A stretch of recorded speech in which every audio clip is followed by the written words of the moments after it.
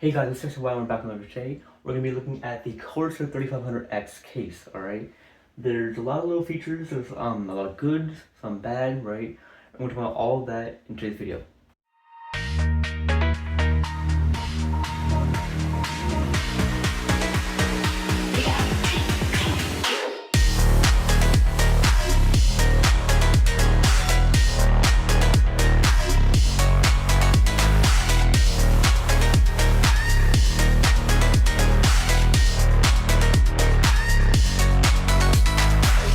Alright, so before we get started on anything else, the most important thing I want to talk about is the pricing, alright? So the base model comes at $89.99 USD, alright? And for that, you just get just the case, no fans, no controller, alright? Then, for $109.99, you get 3 RS120 fans, right? So those are RGB fans, right? And they're magnetic dome bearings, so they're pretty quiet, pretty good, alright? And the one I have right here is for $149.99, and that is the iQ-Link version of this case, alright? For that, you get 3 RX 120 fans, right? And you also get the iQ-Link system hub included as well, along with all the cables you need to power all that stuff. Alright, so let's go ahead and talk about the aesthetics of this case, alright? As you can see right here, this does have a wraparound glass aesthetic, but it's actually two separate panels of glass, right? We'll talk about how to remove them and put them back on in a bit, right?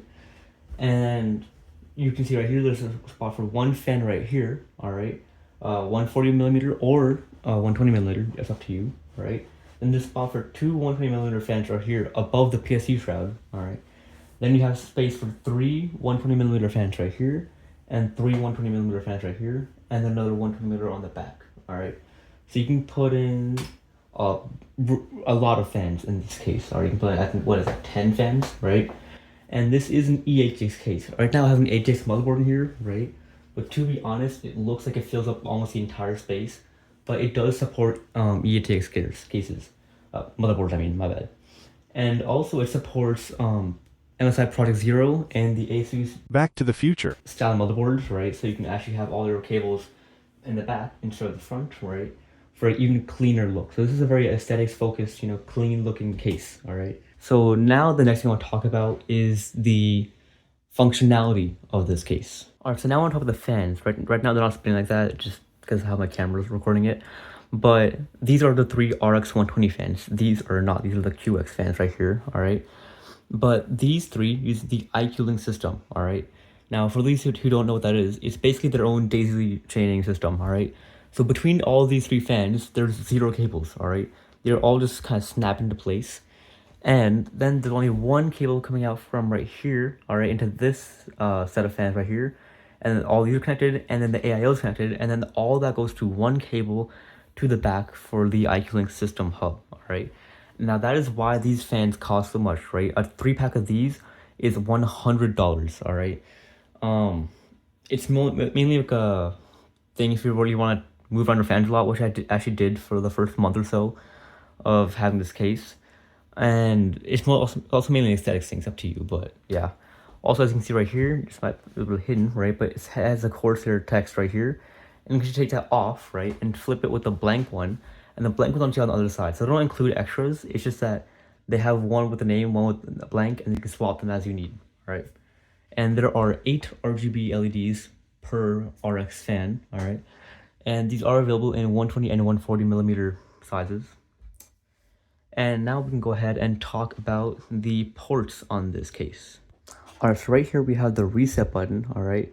Here is the headphone and microphone combo jack. And then right here, all right, we have a USB 3.2 Gen 2 Type-C port. And then right here, we have 2 USB 3.2 Gen 1 Type-A ports. And then right here, we have the power button, all right? So this all the I/O.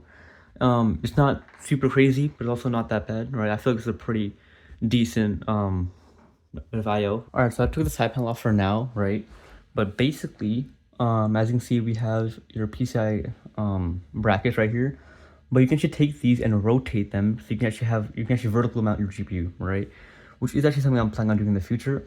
But it's great that you don't have to buy anything extra. It's already included in the case, right? So all you have to do is unscrew a few screws, rotate it, and then now you have a vertical GPU mount ready to go. Of course, you're gonna need a riser cable, but still, that's nice to have already included. And the back It's also pretty nice right here. All right, so basically there's a handle that you can just grab. All right, right up here, and you just pull on it, comes right off really easily. All right, and in terms of ventilation, like filtration, there is a magnetic dust filter right here for the side-mounted fans. Right, that's right, my radiator. And as you can see, my cable management skills aren't that great, but there is actually a lot of space to cable manage. All right, so you have, there's no rubber grommets unfortunately, so you a little less clean on the back, but it actually does look cleaner on the front that way. Right, so you have all these cable measurement channels right here, you know, you have some more right here, and then you have some more like on the sides, all right here, and all the way down there, right? And so yeah, we have a lot of cable management spaces. Plus, because this is designed for the IQ Link system, all right, all the cases come with this, right? But there is a magnetic little indent right here, which can just kind of magnetically attach your system hub right there really easily, all right? And to mount your hard drives or SSDs, you basically you just kind of screw it into here, all right? So it feels a little wrong, but basically you take off this whole thing, right? And to do that, you take this one little screw right here, take that off, this whole plate comes off, then you can basically screw it in from the back and then put it right back on. And yeah, so if you have the iCloud system hub, I think you only have one drive. So this is very much not designed for a lot of mass storage or anything like that. But yeah, and also it is compatible with their RMS shift power supplies, which is what I have right here. So there's also that too, right? So there's a lot of compatibility features which this case has, which I really like. And then also in terms of filtration, we also have another filter right here, all right? You just pull it out like that. And it goes all the way across the entire case, all right? It's this big, okay? And that's filtration for this fan, your power supply fan, and any little two fans that you have right here, all right? And yeah, but this is unfortunately not removable. This is just attached to the plastic as is. And put it back in. You just go ahead and slide it in. Simple as that. You can barely even see it. And plus the feet are nice and tall, so in case you do put on carpet, it should probably be fine. Alright, so now I actually want to talk about how to take all these panels off, right? So take off this panel, with right hand right here. You'll feel a little like indent right here. Alright, you can basically take that, pull on it, and it just pops right off, alright? And then you can just let go. The very first time you do this, it's gonna be a little bit tight, but yeah. Thankfully this actually has a little lip on the bottom right here, alright? All the way across, so that when you do take it off, it won't fall instantly and shatter, alright? Which I really like. Now, I don't know why they didn't use it on the front side as well, right? So this is why the front panel is incredibly terrifying to take off, alright? You guys gotta do the same thing. You have to take this panel off first. But then you just wanna make sure you don't drop it. So I tend to just hug it. And it just comes right off. It's completely flat. Now to take off the back panel, I showed it already. You can just kind of pop off from the back. Simple as that. Easiest one to do. And to take off, let me take out Wi-Fi and hit it real quick. To take off this top panel, which you can do, alright, is just go ahead, pull it on the back. The whole thing comes right off, right? You pull it on this little tab right here, alright? This Corsair on the back, you pull on it, and it comes right off. Now you might notice I don't have any filtration on this, right? It does come with a mesh right here. I took it off because these are my exhaust fans, so I don't really need filtration for my exhaust. And yeah, so now you can actually get a pretty open view, right? So it's actually really easy to build. And if you want to see me building in this case, I'll link to my live stream down below where I unboxed it and built the whole computer, right? It's a 4-hour stream, so it's really long, but you can just skip around. All right, so this is how it looks like fully, you know, with nothing on it at all. It's quite interesting. But yeah, I really like how you can take off all these parts, right? Because sometimes it's kind of hard, but there's no screws at all. There's no thumb screws, nothing at all. You can just take off with your hand, and then you can put on exactly the same way. All right, so one thing I want to touch on is the build quality of this case, right? Although it does actually have a pretty steep price at $150 for this version, right? The case doesn't feel that sturdy, all right? Like as you saw right here, this side panel, easy to take off, that feels sturdy, right? The front panel, there's no little bottom lip right here, all right, because of the ventilation tray. So it feels like it's gonna break the second you take it off, right? And it can be a little tight, but again, with some practice, you can just get used to it. The top part right here, all right, is kind of flexible. All right, I'm not a huge fan of that, especially when you're mounting the fans. You probably actually could bend the metal a little bit, which is also a little concerning. But again, not the worst case if you're just being gentle with it. And the back, I think, is also pretty good. So overall, it's a decently built case, but not the best, right?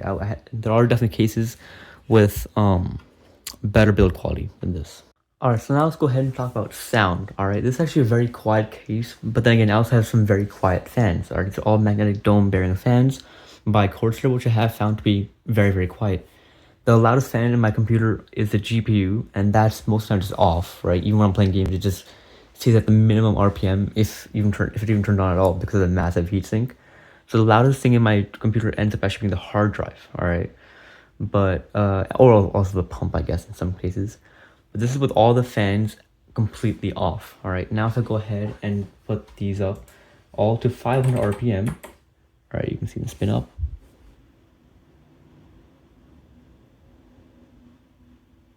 So you heard them, you get really loud for a second and then kind of quiet back down. That's because they spike up a little bit and then they kind of go back to their set RPM. All right, now if we go to up to 1000 RPM, all right, we can go ahead and listen.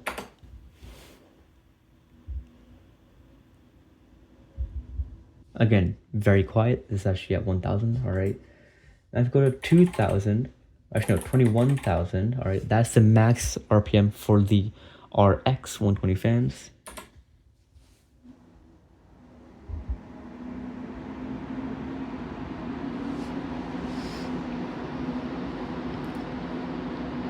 Alright, so this is the fans at completely max speed, alright? Yes, it's kinda loud, alright, but realistically, at least in my curves, I basically never get to this point, right? And if you go to 2400, which is the max speed of the QX fans right here in the front,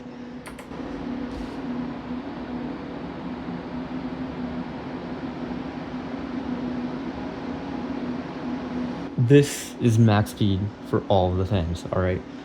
Yes, it's very loud again, right? But again, you're never gonna get to this kind of level, all right?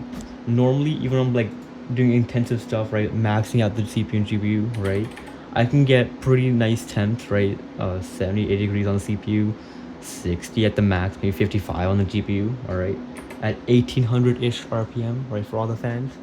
So the max I ever hear is more like this, all right? And then when I'm actually working and things like that, it tends to be around 750-ish RPM, all right, which is not yet. Hold on, still going back down, still a little quieter. Roughly this. All right, so this is actually a very quiet case, except for the time when things get really high speed, then it starts being really loud, obviously, and then also the case sort of shake a little bit. It's like a little vibration. It doesn't actually shake, but like you can if you touch it, you can feel it like vibrating a little bit, which can be a little bit annoying, I guess, at times. And the GPU, I didn't even turn the GPU on fans on right now, but normally this thing only stays at minimum RPM, right? And this is the GPU that they're also using the ads, by the way, so this is actually very similar to what they, I guess, designed it for. But when you turn this GPU up to like the max RPM, which is 3000 RPM, all three fans, right, they blow this way onto the side panel, right? So that can get incredibly loud if you do get to that max RPM point, right? So overall, this quiet in normal use is very, very quiet, right? But if you're actually pushing everything to the max, right, and then you have a fan curve set to an incredibly aggressive curve, all right, to actually reach that max fairly often, then this case could be a little bit loud. But I think it handles it pretty well given the number of fans and the speed of the fans. All right, so in conclusion, I think this case, the price for it is decent, all right, considering it's from Corsair, which tends to be a bit more pricey, all right, and the size of the case and the size, I personally think it's worth it, right? Overall, it looks good. I think in daily use it is quiet. It is also fairly easy to clean, all right, very spacious, and although it technically supports E-ATX, it's definitely designed for more of an ATX kind of build, but it can fit, again, really large GPUs, right? It could fit those larger E-ATX motherboards if you really need to. It does support those back to front Product Zero motherboards, right? So you can get all those clean cables, right? It does support the RMX shift power supplies that they sell, right? Where the connectors are actually on the side instead of in the back right there, right? It does support IQ Link. It supports all those things that, So I feel like There's a lot of compatibility in this case, alright? It's also very nice. Price good, compatibility's nice and quiet. Build quality is okay, it's not the best, but pretty decent. The fans are, I think personally, pretty good, alright? They're not exceptional, they're pretty decent, and I think they look nice too. And yeah, and also the software, the IQN software to control these fans, IQN Hub, right? Very easy to use. And I'm gonna actually have a video on the cooler, right, with the fans, with the QX fans, coming up within the next few days. So if you want to go ahead, make sure to subscribe to see that. And over that, I'll also be going over the IQ software and showing you how that works, right? But I think overall, this is a very compelling offer for if you want like a large computer, right? Obviously, don't get this if you want like a compact build, but if you want a really nice, large, spacious, aesthetic design, where you can just put things in like this little, like I have my little GPU card right here, right? You want to put little trims like that, you can do that. So I think overall, I would definitely recommend this case, right? And yeah, that's it for the video. Bye.